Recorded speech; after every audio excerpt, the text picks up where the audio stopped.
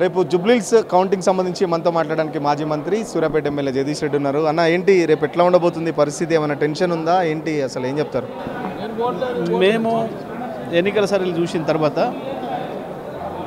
ఎన్నికల కంటే ముందు నెల రోజుల ముందు నుండి ఆ తర్వాత 15 రోజుల ముందు 10 రోజుల ముందు 5 రోజుల ముందు ఎన్నికల నాడు ఏ వాతావరణం ఉందో అదే వాతావరణం కొనసాగింది. తప్పకుండా బీఆర్ఎస్ని గెలిపించాలి అన్న పట్టుదలతోనే జూబ్లీహిల్స్ ప్రజలు ఉన్నారు. అందులో ఏం సందేహం లేదు. సరే, కాంగ్రెస్ పార్టీ చివరి 2 రోజులు 3 రోజులు బాగా అధికార దుర్వినియోగం చేసి ప్రచార సమయం అయిపోయిన తర్వాత కూడా మంత్రులు, ఎంపీలు, ఎమ్మెల్యేలు, ఎమ్మెల్సీలు వాళ్ళు పోయి బూతుల మీద పడి అడ్డగోలిగా పైసలు పంచే కార్యక్రమం, చీరలు పంచే కార్యక్రమం చేసిండ్రు. పోలింగ్ నాడు కూడా నిబంధనల విరుద్ధంగా డిప్యూటీ సీఎంతో సహా అందరూ కూడా నియోజకవర్గంలో పోయినరు, బూతులపై పోయినరు. మనం చూసినాం బహిరంగంగా అనేక మంది ఎమ్మెల్సీలు, ఎమ్మెల్యేలు తిరగడం అనేది మీడియా కూడా దొరికిండ్రు. ప్రజలు కొన్ని చోట్ల అభ్యంతరం చెప్తే బయటికి పోయినరు, మళ్ళీ వచ్చిండ్రు. ఇంత దుర్వినియోగం చేసినప్పటికి కూడా ప్రజలు సైలెంట్గా బీఆర్ఎస్కే ఓటేసిండ్రు అనేది మాకు సమాచారం వస్తుంది. కాబట్టి తప్పకుండా ప్రజలు ఏదైతే స్థిరమైన అభిప్రాయంతో ఉన్నారో ఆ అభిప్రాయాన్ని మార్చాలి, బీఆర్ఎస్కు ఓటు వేయనీయకుండా చెయ్యాలి. నయాన్నో భయాన్నో ఏదో రకంగా ప్రలోభపెట్టి చేయాలని చెప్పి కాంగ్రెస్ ఏదైతే ప్రయత్నం చేసిందో బహుశా మేము ఆ ప్రయత్నం విఫలమైందని అనుకుంటున్నాం. కొంతమేరకు ఏమైనా జరిగినా ఫలితాన్ని మార్చే స్థాయికి పోయిందని మేము అనుకోవడం లేదు. తప్పకుండా బీఆర్ఎస్ పార్టీ గెలుస్తుంది. కేవలం సైలెంట్ ఓటింగ్ మీదనే మీరు ఇప్పుడు హోప్స్ పెట్టుకున్నారా? అంటే ఏం చెప్తారు ఓవరాల్గా? బీఆర్ఎస్ పార్టీని గెలిపించాలనుకున్న ఓటర్లే మెజారిటీ ఉన్నారు. ఎక్కువ మంది ప్రజలు బీఆర్ఎస్ని గెలిపించాలని నిర్ణయంతో ఉన్నారు అక్కడ. కానీ ఆ నిర్ణయాన్ని మార్చడానికి కాంగ్రెస్ పార్టీ అధికారాన్ని దుర్వినియోగం చేసింది, గూండాగిరి చేసింది. ఒకవైపు కాంగ్రెస్ నాయకులు, ఇంకొక వైపు వాళ్ళ గూండాలు, మరొక వైపు పోలీసులు, ముగ్గురు కలిసి ఓటర్లను ప్రలోభపెట్టే ప్రయత్నం, భయపెట్టే ప్రయత్నం రెండు కూడా చేసిండ్రు. దానివల్ల ఓటర్లు కొంత సైలెంట్ అయ్యారు. బహిరంగంగా చెప్పాల్సిన ఓటర్లు సైలెంట్ అయ్యారు. కాబట్టి వాళ్ళు వ్యక్తీకరించలేదు అని చెప్పి అనేక ఏదో సర్వేలు, కొంతమంది వాస్తవానికి అందులో కూడా కొన్ని ఫేక్ సర్వేలే. ఎప్పుడు కూడా సర్వే చేస్తే 5 తర్వాత 6 తర్వాత పోలింగ్ అయిపోయిన తర్వాత కొంత సమయం తీసుకొని రిలీజ్ చేస్తారు. కానీ వీళ్ళు పోలింగ్ పూర్తి కాకముందే 4-4:30కే కొంతమంది రిలీజ్ చేశారు.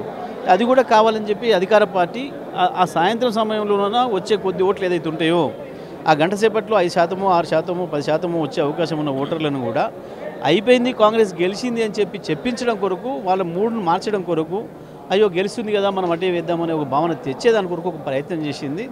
దాంట్లో భాగంగా ఇటువంటివి జరిగినాయి. కానీ ప్రజలు మాత్రం స్థిరంగా ఉన్నారు. సైలెంట్గా, కామ్గా ఈ గుండాలకు, పోలీసులకు భయపడి బయటికి చెప్పకపోయినా బీఆర్ఎస్కే ఓటేసారని చెప్పి మేము భావిస్తూ ఉన్నాం. బీఆర్ఎస్ పార్టీ ప్రచారం చేసినంత జోష్లో పోల్ మేనేజ్మెంట్ చేయలేదు అని చెప్పేసి బయట ఒకటి జరుగుతుంది ప్రచారం. ఏం చెప్తారు దానికి సంబంధించి? పోల్ మేనేజ్మెంట్ సరిగా బీఆర్ఎస్ చేయలేదంటే ఏం చెప్తారు?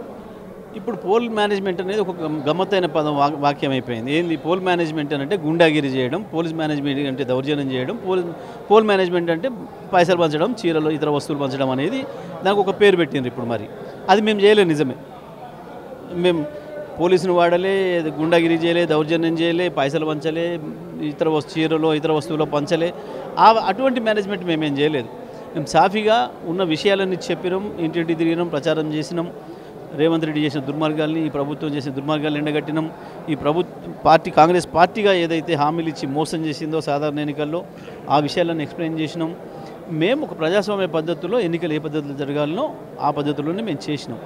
వాళ్ళలాంటి పోల్ మేనేజ్మెంట్ మేము చేయలేదు. వాస్తవం. గతంలో చాలా ఉప ఎన్నికలు చూశారు. ఇలాంటి ఉప ఎన్నిక ఎప్పుడన్నా మీరు చూసారా మీ ఎంటైర్ పొలిటికల్ కెరీర్లో? అంటే ఏం చెప్తారు?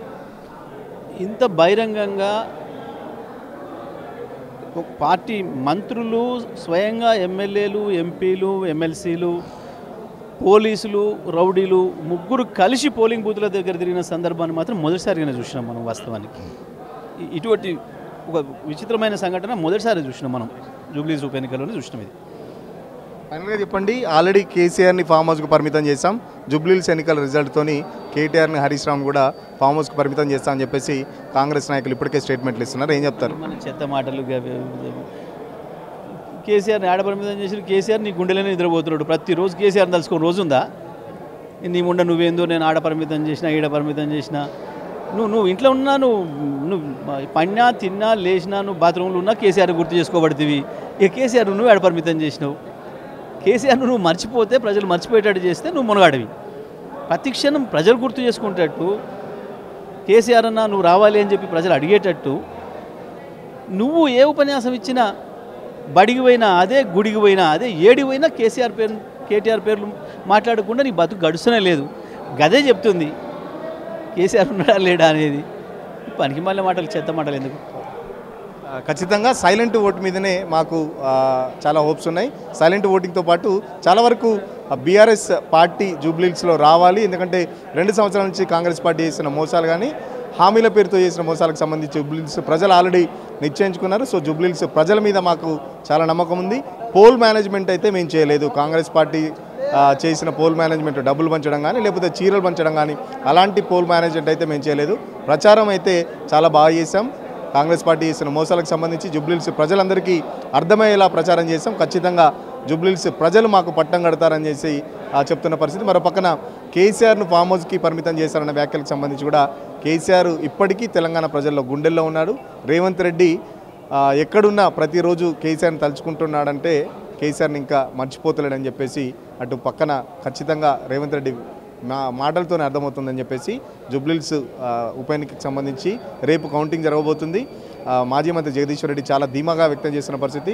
ఖచ్చితంగా విజయం మాదే అని చెప్పేసి కొద్దిసేపటి క్రితమే కౌంటింగ్ ఏజెంట్లకు సంబంధించి అటు కేటీఆర్ కానీ హరీష్ రావు కానీ పార్టీ సీనియర్ నేతలు దిశానిర్దేశం చేశారు. సో ఖచ్చితంగా పార్టీ గెలుపు రేపు ఖచ్చితంగా ఉంటుంది. రేపు సంబరాలు కూడా ఉంటాయని చెప్పేసి మాజీ మంత్రి జగదీశ్వర్ రెడ్డి చెప్తున్న పరిస్థితి. వీడియో జర్నలిస్ట్ సతీష్తో సురేష్, తొలి వెలుగు కోసం.